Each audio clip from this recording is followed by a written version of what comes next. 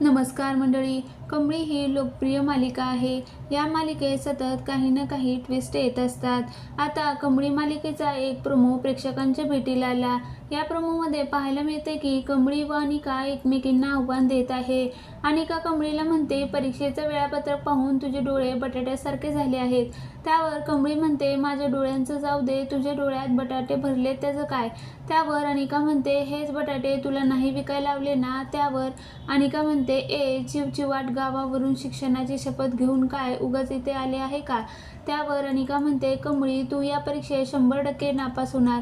त्यानंतर कमळी तिला म्हणते की आता मी परीक्षेत कसं टॉपमध्ये येते ते बघ. शेवटी ती म्हणते, आता वाजू दे बिगुल, हाण की बडीव, कोंबड्या उडीव. हा प्रोमो शेअर करत झी मराठी वाहिनीने महापरीक्षेत कमळी निकाल लावणार की तिचाच निकाल लागणार असं कॅप्शन दिलं आहे.